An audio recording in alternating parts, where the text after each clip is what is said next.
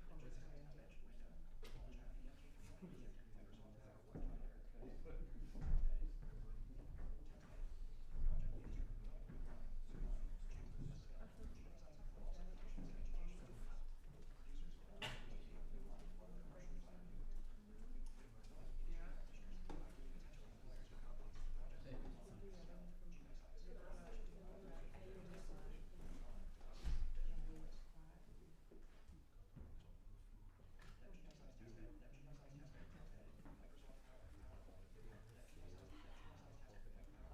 Okay, sure. Okay. I'm back on the PowerPoint presentation. Yes. Right? Yes. What?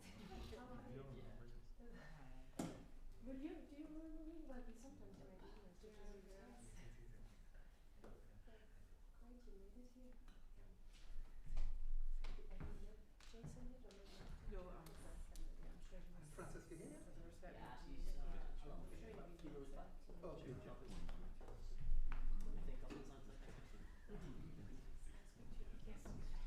Okay, click in. Good afternoon, everyone. It's great to see so many of you here today, so thanks for coming along. So the performance of Our Barriers Group are delighted to welcome Jane Dasent today.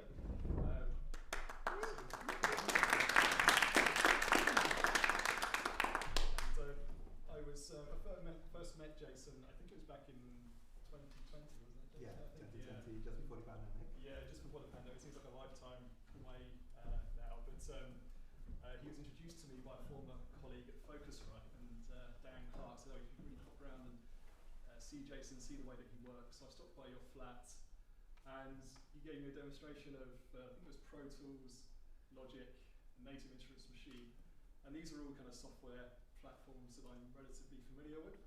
But it's a really interesting experience because Jane was using a workflow that I was completely unfamiliar with, so I was really just put in the shoes of a user, really, a new user of those software technologies in an instant, and it was a fascinating experience.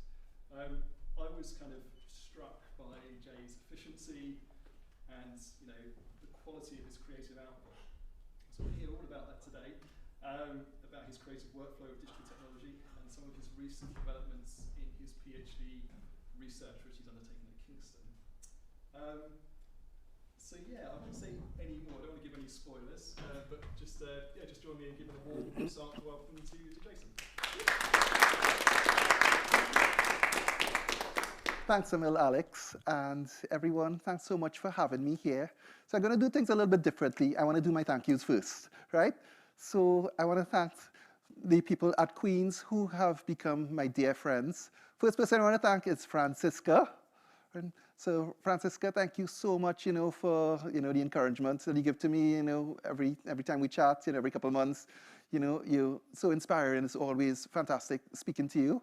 I want to thank Alex, my friend, for stressing me out, because at the beginning of 2020, I was living a normal life like most other human beings, going about my daily business. And then I met Alex, who called me soon after visiting my studio and said, why don't you do a PhD, right? So now my life is, a lot of stress doing research and, I guess a lot of you guys don't know what I'm talking about, right? So, but thanks anyway, Alex, my good friend Alex, right? Okay. Next person I want to thank is Mary Alice, a fantastic human being, a great friend, CEO of Creative United. She assisted me in many ways, to get my PhD up and running. And you're going to hear Mary Alice sing tomorrow, right? So Mary Alice, thanks so much. And her partner, Lee, who's here with us as well. Lee, thanks so much for coming, for joining us. All right, next person I want to thank is James Cunningham, right? And I think James represents, the future of what accessibility, when I think of my PhD, I think about, it's people like James that I'm doing this for, right? It's so inspiring always working with you, James, I love your spirit, so always so exciting to be around. And you really inspire me a lot to go with my PhD, to continue doing what I'm doing, right? And then, Johnny, I met Johnny about half an hour ago. Johnny, thanks so much for, getting everything working. Tomorrow we have the setup here for this presentation, but tomorrow we're going to be checking out all the cool accessible gadgets together, right? So thanks so much, Johnny. And Connor, who I found out who's going to be my drummer tomorrow, right? And Alex just told me we have a saxophonist who's volunteered, so thanks to you both and all of you for coming. Thanks to Queens for having me here to talk about my project. And, it's fantastic to be here. So, so that's my thank yous first. So maybe a little bit about me. So I'm Jason Dasent, all right? But just call me Jay. I'm from Trinidad and the Caribbean originally. I'm a music producer, audio engineer, and accessibility consultant. So as a music producer, I work with different artists, to produce albums and music. I do a lot of work in the advertising industry. I do some work in the film industry as well, a bit of theater, pretty much everything audio related. So that's what I do as a music producer. As an audio engineer, I do, mixing and mastering and recording, just things that go along with the music production side of it as well, so I try to do a bit of everything. And as an accessibility consultant, I work with different manufacturers to make their equipment talk, so that basically, let me show you actually. So let me bring, okay, Johnny, going back to plan A, I'm going to show voiceover. So, hold on 1 second for me. Escape F5 button. F8 key button. Opening voiceover utility. So for those of you who have never had experience with how visually impaired people operate, whatever you see on the screen, it talks to us, right? And I say us because we have James here, and I think we have another visually impaired person in the audience. So I'm going to turn this on. So you guys are seeing something called voiceover utilities on my screen, right? Yeah. Okay. Okay. So I'm gonna do this here now. Help button. MacBook Pro speakers. Menu 13. External headphones. Okay. In dialog, revert. Deep. Confirm button. External headphones. Output device. Enable positional audio. Okay. So. PowerPoint. So I don't want to give away the PowerPoint presentation just yet, but I'm going to leave it on. But just suffice to say that everything that you see on screen, it talks to us visually impaired people, and it tells us, what's happening on screen, so we could kind of do what you do. A couple of things are different. Where you rely a lot on a mouse, we rely on using our keyboard, and you're going to see another thing that we rely on later in the presentation, right? Save that one for last. But So this is how I navigate. And as an accessibility consultant, I work with different manufacturers, Focusrite, Novation, Native Instruments, Softtube, among others, right?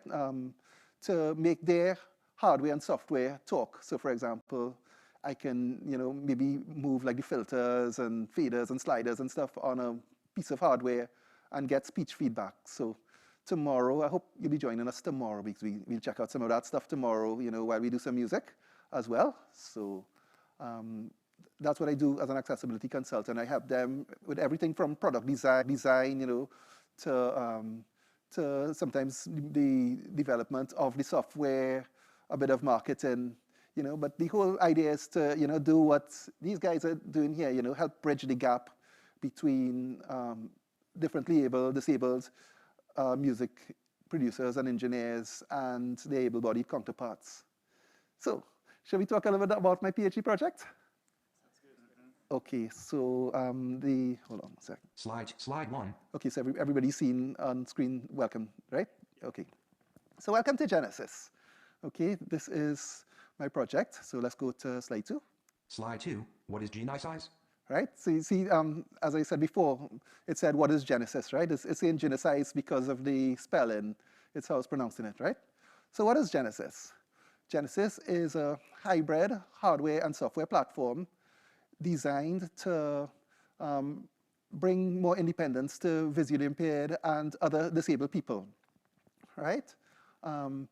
It's a hybrid hardware and software. So what it's like in a nutshell is kind of like, it's a voice assistant like Alexa and Google, right? So it's going to use something like this. This is not the final version, but this is just an array of microphones, basically, and that I'm using to prototype GENISYS now. But it's going to be a hardware and software platform, right? And it's going to be, the final version is going to be quite pretty. It's going to look kind of like a jellyfish kind of thing, right? And because, we've seen like a lot of different devices. We know the Alexa is kind of like a cylinder. The Google Home is a little bit different, right? But I wanted to do something a little bit special. So my wife kind of designed something kind of like a jellyfish, which, would be the final version. So basically, it would be a hardware and software platform, right? I have let me see if I can switch here. Let's see what happens. GENISYS. Did it switch, Alex? No. Okay. Do you want to come out of the presentation? Yeah, so, if it's okay with you guys, I'll just close the presentation for now. PowerPoint. And we'll reopen it when we're ready to get back into it. Okay. GENISYS test bed. So can you see it live, the GENISYS now?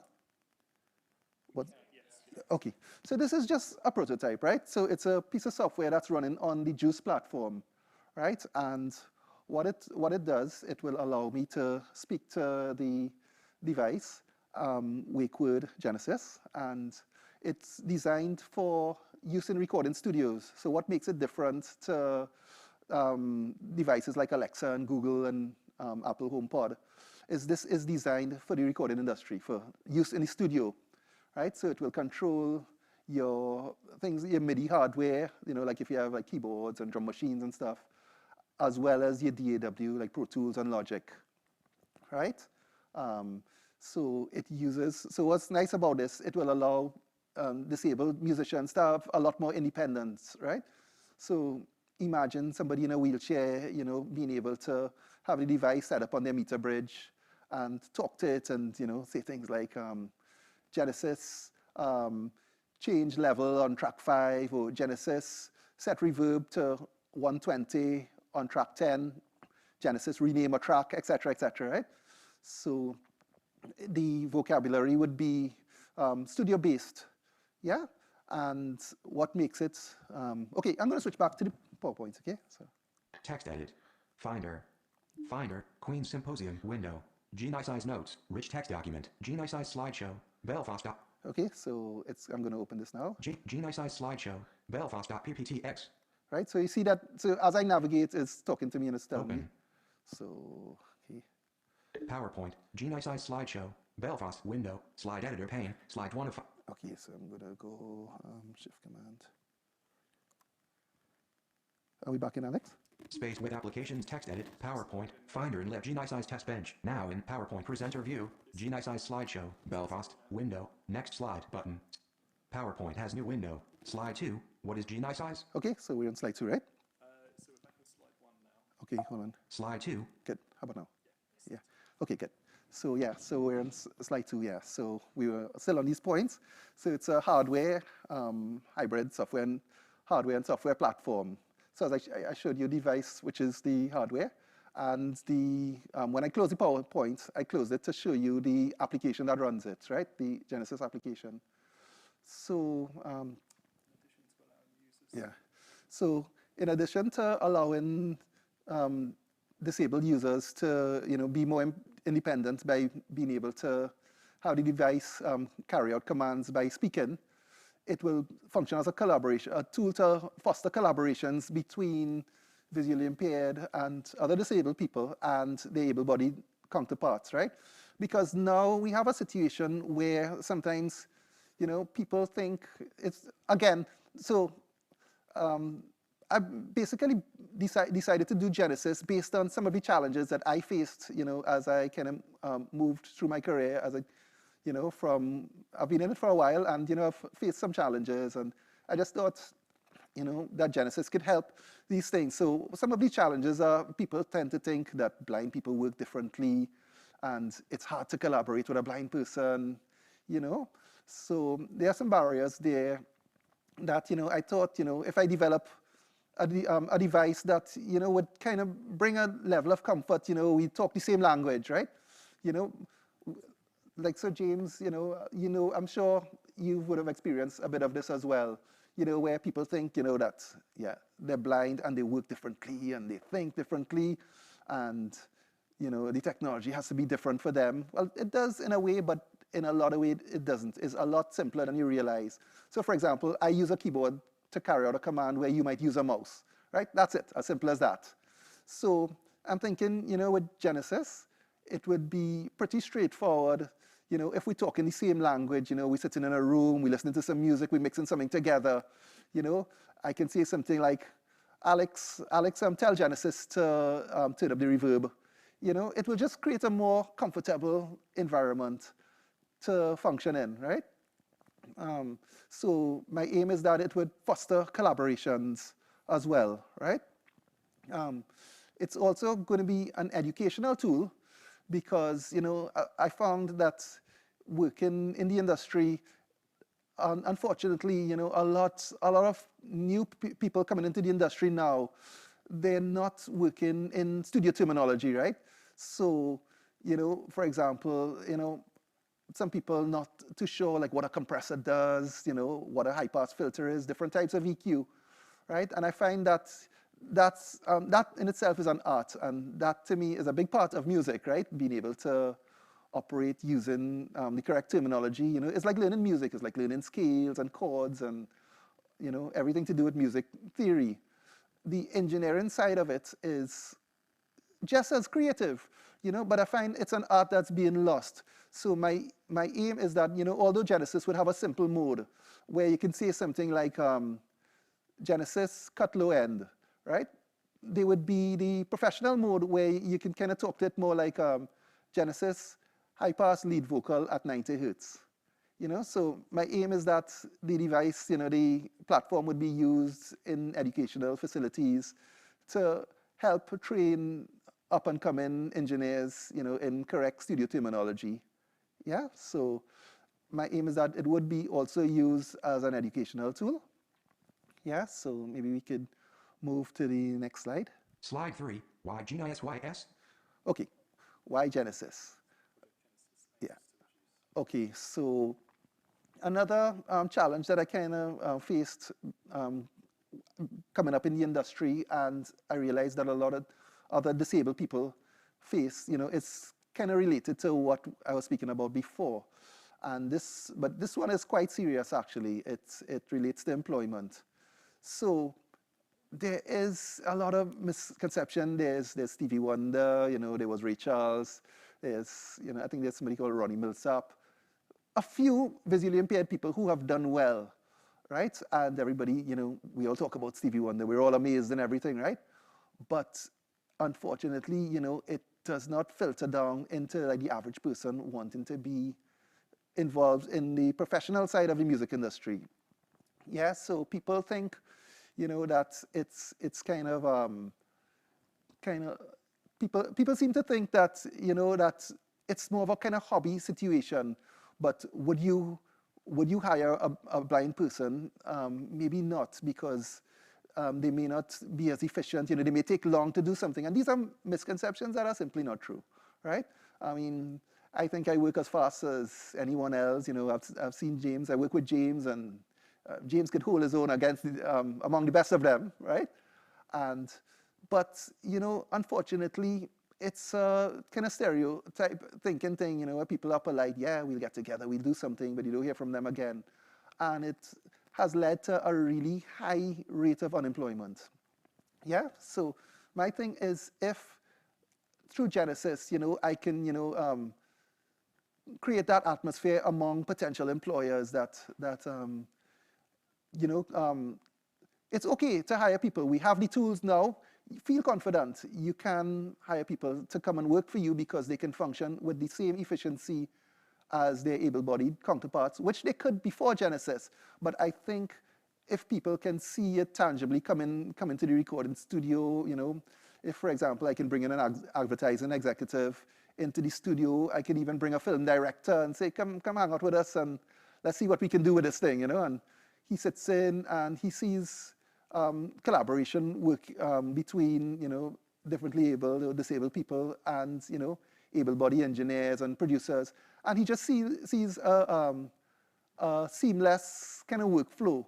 I think, it would kind of encourage him to say, yeah, we can do this. And my aim is that it would reduce the rate of unemployment slowly. People would say, oh yeah, I worked with James and James was fantastic. Go ahead and hire him. And, over time, I think it would go a long way in breaking down those barriers and bridging the gap. Yeah? So, Alex, give me a prompt on the second point. Project Genesis will still function as an educational tool. Okay, well, we spoke about that one already. That's going to be an educational tool. Yeah? So, but the main point in this slide is the unemployment rate. I want to do my little part in helping to reduce that, because I often speak to like disabled people and they tell me that, oh, it's so hard to get work. It's so hard to get work. And I know these people are world class, are fantastic engineers. So, if in some way I could encourage, film producers and, different companies like Sky and BBC, to just kind of go out there now and, go ahead. It's okay to hire disabled people, come in the studio and we'll show you how it's done, So that's one of my aims with Genesis. So I'm going to go to the next slide. Slide 4. How can GENISYS contribute? Okay, how can it contribute? All right. So although it's commercially viable, right, because my hope is that not only could it function for like disabled people to become more independent, right? So this is not in this slide, but I'm going to talk about it anyway, right?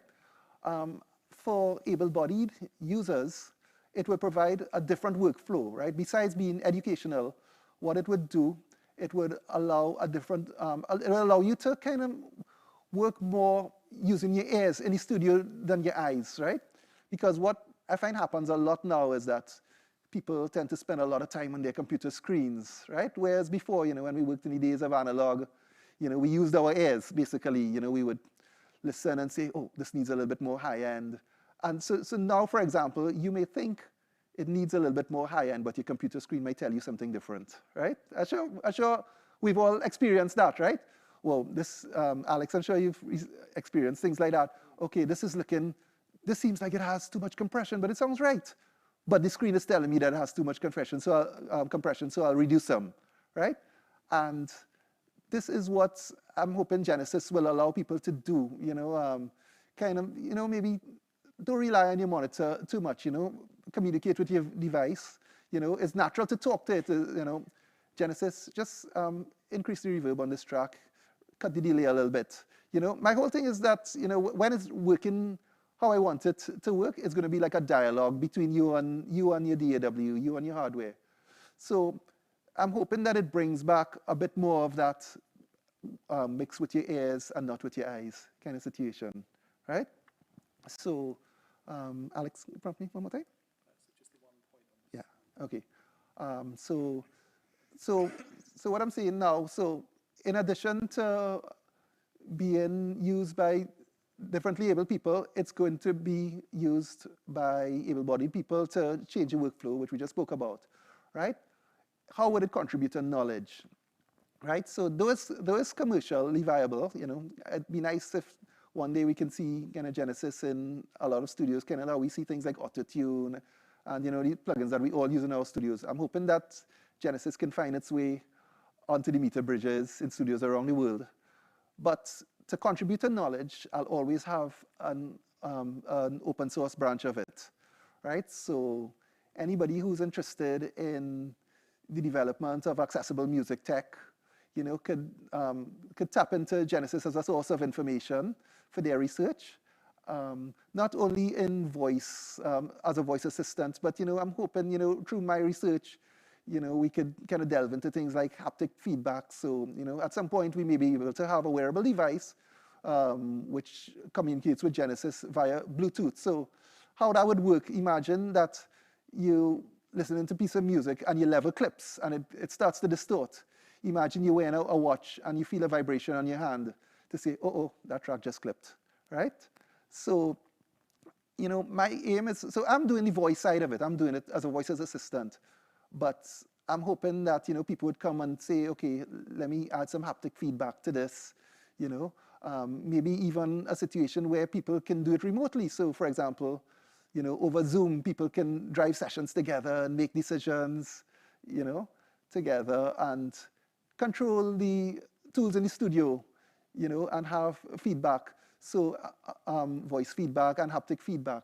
But I need help to do that. So, by making the device, making the platform open source, I'm hoping that other people would jump on and take it to the next level and the next level and the next level again. So, you know, so that's how I plan to contribute to knowledge using Genesis. Yeah, and I'll show you the last slide is just a short presentation, and then we're going to try to make Genesis work, right? We're going to see if it really works or not, right? So this is just my thank you slide. 5. Thank you. Right, and this is for anybody interested in learning more about what I do, and, you know, if you want to learn a bit more about Genesis, the information is on your screen right now. So that's how, you know, you can get in touch with me. And yeah, so that's the formal part of the presentation. And now I'll close the PowerPoint now. Finder, Queen Symposium. Okay, so. Close window. Okay, so let's go. GENISYS. We're in the Genesis application, right? Yeah. Okay. So, guys, should we see if this thing really works or not? Okay, because I'd like to know as well, right? So, but anyway, this is a prototype and is as basic as it gets now. Right now, I just have a couple commands that it would execute, but we're actually building the vocabulary now. So how I'm doing that is every time I work in the studio now, you know, I'm basically documenting everything that I do, you know, set tempo, quantize, change level, EQ this, whatever, right? And, you know, eventually it would, so myself along with a team of testers that I've kind of put together, we actually basically building the vocabulary for it now. We train it with different accents, you know, from people from around the world. So one of the problems I'm having, it's kind of having a hard time understanding my Trinidadian accent, right? I mean, I have to speak properly, right? So I can't, only when I could say something like, hey, Genesis, come on, man, open Logic, no man. Then I'll know that is right? But let me show you what it can do right now. So again, this is the hardware. And this basically has 4 microphones in it, right? So when I speak, the microphone closest to me would kind of light up and start listening. So the aim is that, you know, we can put this down on your meter bridge. Again, this is not Genesis. This is just a little device with 4 microphones in it, but it's just basically for proof of concept. Genesis will look nice, it will be pretty, and it will look nice on your meter bridge, but it would basically do the same thing. there'll be an array of microphones that will listen to your commands and execute them, both on your digital audio workstations, your DAW, as well as your MIDI hardware, right? So let's see, enough talk, right? So let's see if it does something. So check this out. Genesis, open Logic.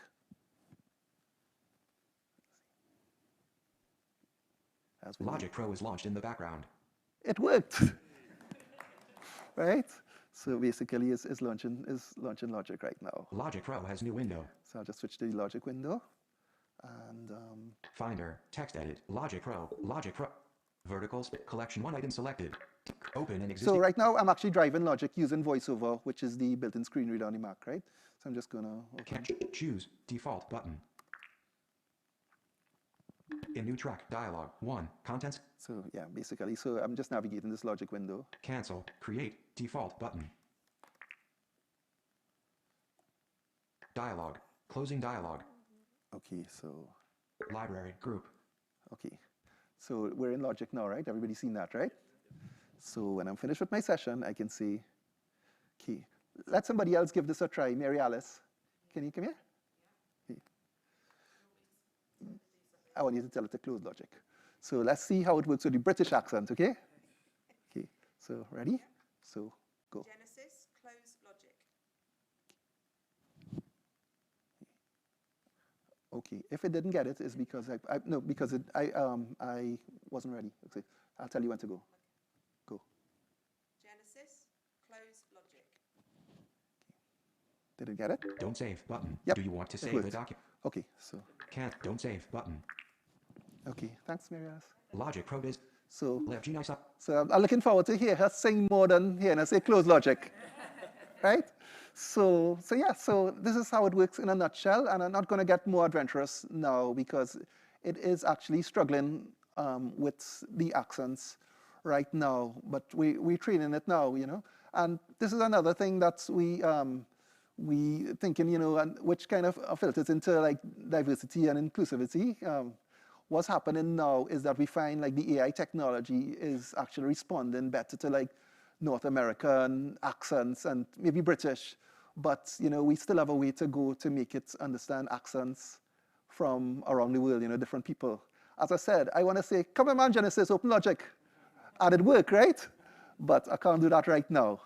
So, so yeah, but we're working on it, and you know, I think within the next year, you know, we would have it up and running, and you know, maybe if some of you are interested in getting involved in the project and maybe helping us with some of the vocabulary, because that's the main thing we need now. You know, we need to fill it with vocabulary and different accents, maybe even different languages.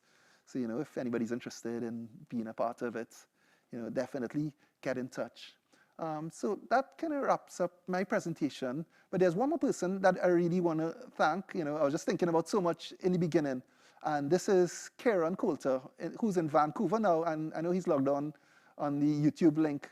But Kieran actually is helping me to write the program, Genesis. And Kieran has been up night after night, you know, making sure that it did open Logic, right? You know, up to last night it didn't, right? And that was scary. So I actually asked Mary Alice and Alex and James, do I do this demo or not? And they told me to do it, right? I asked them because in case it didn't work, it wouldn't be my fault, right? It'll be theirs, right? But yeah, well, thank God it worked. And in a nutshell, you know, that's my PhD project, Project Genesis. Thanks so much for sharing this exciting, cool project with me. And I'd love you all to get involved in some way, you know, if anybody's interested. Yes, so thank you, and maybe we could take some questions.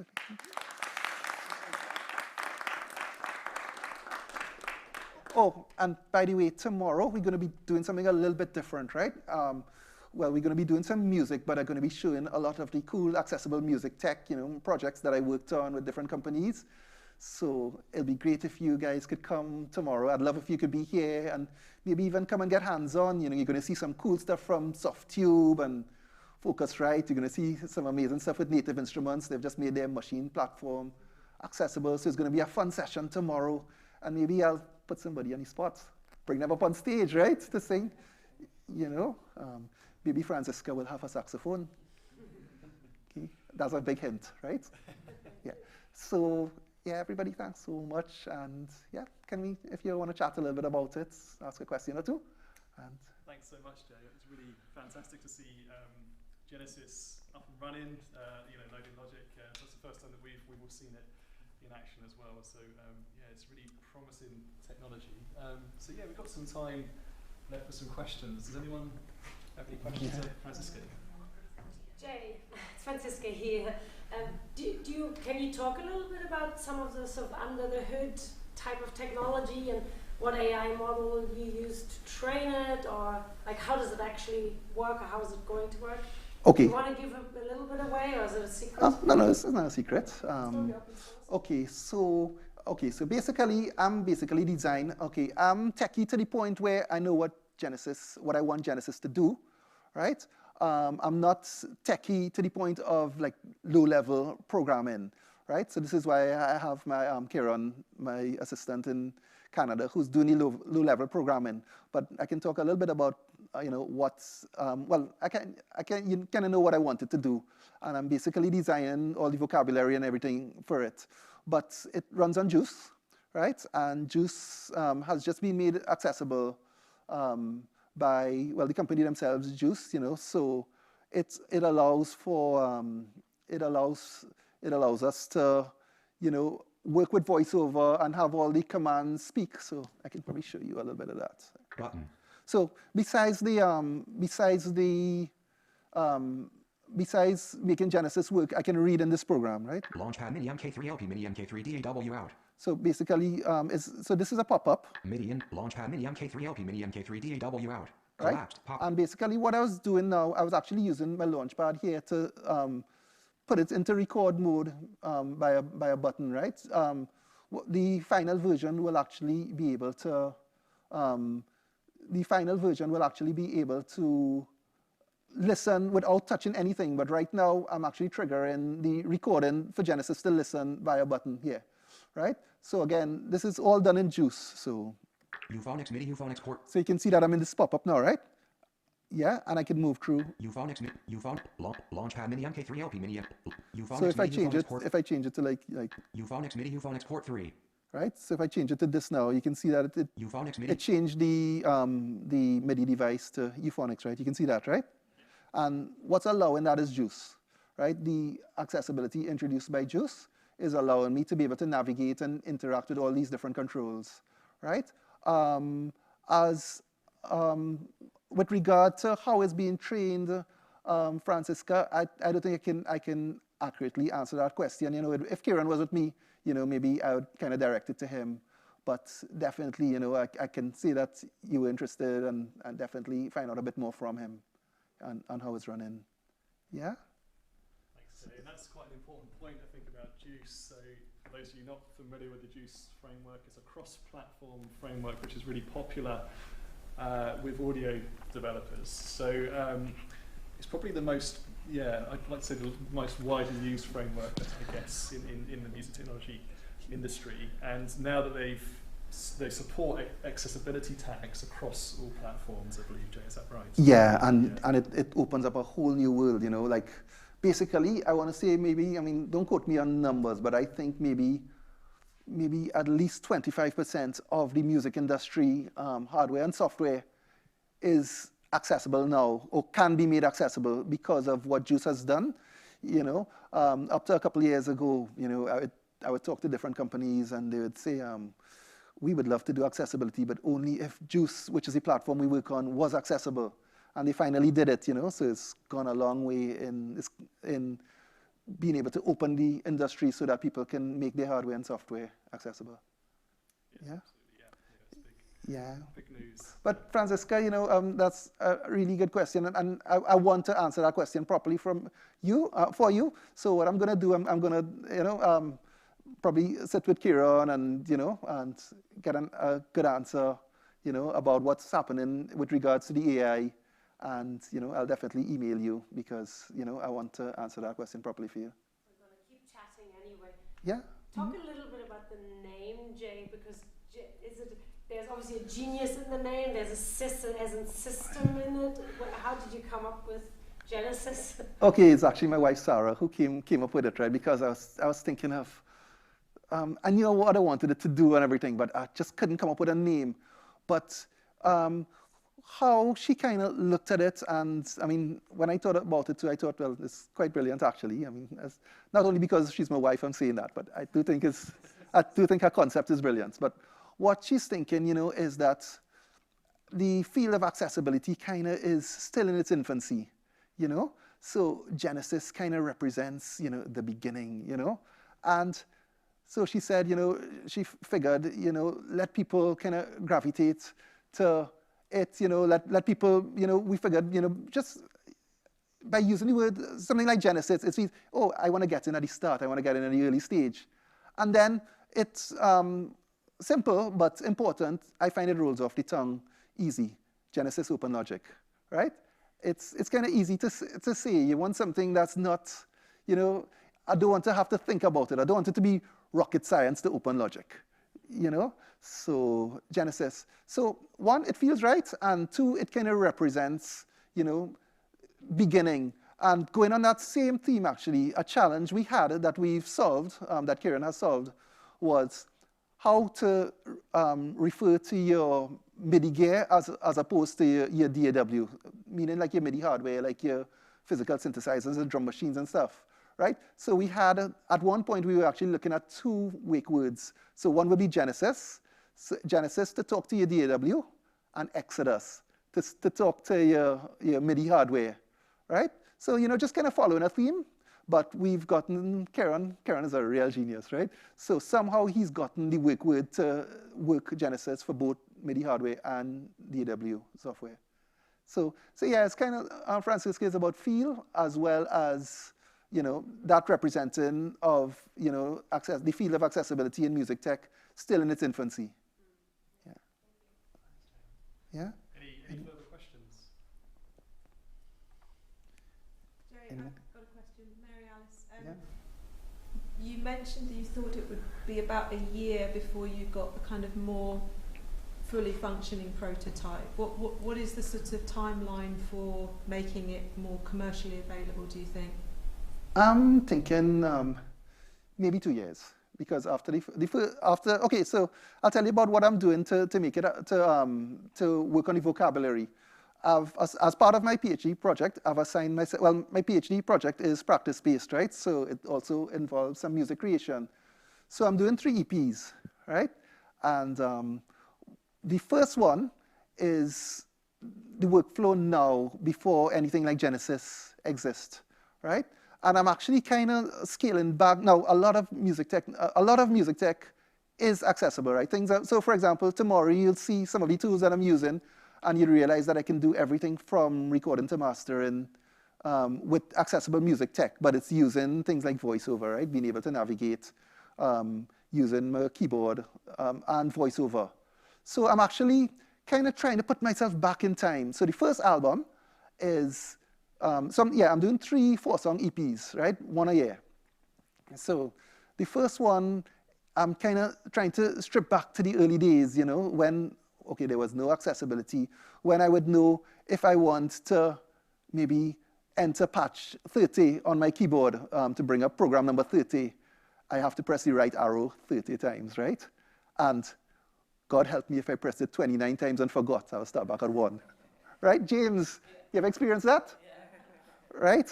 Or I want to close a program and I switched to another application by mistake, right? So I'm actually trying to go back in time for the first album, yeah?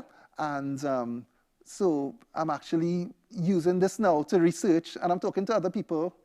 James is going to have to do that as well. Not that he knows it yet, but you'll receive an email soon. Yeah. So anyway, so the first album, I'm actually going like pre-Genesis, right? Kind of what happens when there was no accessibility. And I'm using this album to basically, decide what we need Genesis to do, what will be useful, right? And we documenting every command, set tempo, okay, what I needed to do, what do I need sighted help for? I needed set the tempo. I needed to resize a screen, and I needed to, select dispatch, right? And I'm doing this when I say I'm doing this kind of all manually, right? And it's driving me crazy, right? Because I know I could just turn voiceover and do this without having to stress my poor brain out, right? but that's the first thing that I'm doing, and I'm using that to basically make decisions about what Genisys needs to do. The second project, second EP, would be Genisys in its early form. So again, Franziska, with regards to the name, it's just, I find it's just kind of creating a journey, Genisys, and it kind of feels nice. It feels kind of exciting, just building that journey. So the second album would be Genisys doing some basic commands, and myself, along with James Cunningham and the rest of the testers, right, would be asked to do a project using some basic commands in Genisys: play, pause, record, stop, kind of thing, right? And to determine, okay, is it making life easier, right? Is it is it making the workflow easier? I'm gonna use, I'm gonna ask some able-bodied people to do it, like my friend Alex Lucas, right? It's gonna have to do a project using Genisys, and its basic commands to find out, is it, as a sighted and able-bodied user, is it making your workflow any more enjoyable? Yeah? And we're going to do some basic commands and, do some basic things in producing the second EP. And the third EP would be pretty much, hopefully, doing maybe almost 100% of the work using Genisys, by everything by voice commands. Instead of reaching for your mouse, you're going to sit back nice and comfortable in your nice chair, and you're going to say, Genisys arm track 5. Genisys, what's the peak level on lead vocal, right? And at that point, I hope everybody would come back and tell me, yeah, it's making a positive difference to them, both disabled and able-bodied producers and engineers. And I think after a year of that, once we, I'm sure there are going to be some bugs to tweak, obviously. Once we get that right, then I would say, that it's ready for commercial use. But at that time, we'll publish, a few papers and make them available, as well as making the source code available as open source, so people can, get into it and take it in different directions. Alex and I have spoken about, haptic feedback from time to time. So maybe Queens might have somebody, doing a PhD on and researching, Genisys, my process, and improving on it, and say, Jay, you could have done this better than that. And I'll say, yeah, cool. Then you do it, right? So I think maybe a year after my PhD is done, I'd like to see it to the point where, it can be used commercially, as well as, people can get some good information from the open source branch of it. Yeah. I've got a question as well, if that's okay. So you've been working in the music industry for quite some time now, starting from, I suppose, pre-digital technology, would you say? Or yeah, I'm not that old, Alex, no, but yes. Sort of, I suppose you were using large mixing consoles, yeah, hardware. So this transition to digital, what have we, in terms of accessibility, what have we gained mainly, and have we lost anything in that transition from hardware? I think we lost it and gained it back, right? Yeah. Meaning that yeah, I mean, we all know we've all heard that, CDs sounded too digital and they were too clean, and, but it made life a lot easier, right? But then, the manufacturers started building things like tape simulators, and people got into analog summing. So that's when I say we gained it back, right? Because what companies like Softtube and, Focusrite and Native Instruments are doing now, they're building analog modeling software, and it's really, really, really good. I can't tell the difference now. I mean, when I sit with like the Softtube console one, which you're going to see tomorrow, I mean, I sit at this thing and I'm thinking I'm mixing on an SSL desk, right? And I want to talk about that device, right? I want to talk about a little bit, is digressing a little bit, but I want to say, with companies that are doing the accessibility thing correctly. I mean, I had a meeting with them this week, and, tomorrow when I show it, we'll probably talk a little bit more. But these people are doing accessibility so well that, the only way I can describe it is when I use that particular unit, the console one, I think I'm not blind, because it's so beautifully designed, and, you know, it just feels right. You know, everything I want to do is right at my fingertips. You know, I don't have to think. It's right there. And I think that's when people get accessibility right, you know, and that's what I want to do with Genesys, you know.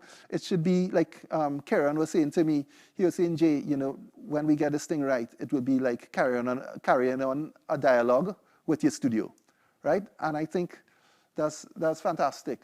So yeah, Alex, I think we did lose in the early days of digital, but I think we gained it back. Now, us as disabled producers and engineers, we've just gained because, you know, a lot of the guesswork has gone, right? For example, now, again, with the console one, I have full access to metering, right? That's one thing. I mean, I've kind of developed my craft over the years, but I was always insecure about metering, you know. Is the left side bouncing more than the right? Is my left higher? I mean, I don't want to find out that when something is released and it goes out on the radio. I want to know in the studio. And, you know, there was, you know, that insecurity there. And, you know, no matter how good we are at mixing, you might have something quite silly, like one day you may have a little bit of sinusitis or something like that, and you're hearing better on your right, so, you know, you're compensating for it. An able-bodied musician, a sighted person, could look at the meters and see, yeah, although I'm not hearing so well today, yeah, let me just, those levels are not bouncing together correctly. That was always a point of concern for me, right? But since things have gone digital, you know, in the box meaning, you know, all in the computer, you know, we have kind of eliminated problems like that. So it's removing, right now, I think we're removing the last couple barriers, you know, to having a disabled person, you know, and I'm talking visually impaired because that's what I am, you know, so I'm talking about that particular disability, blindness.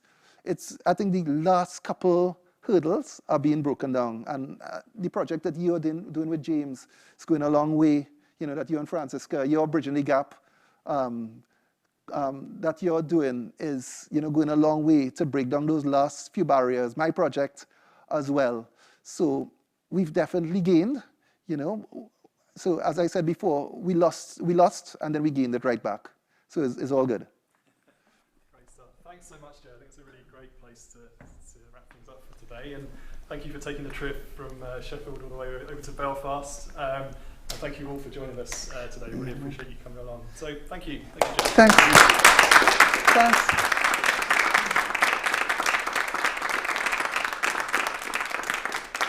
Thanks.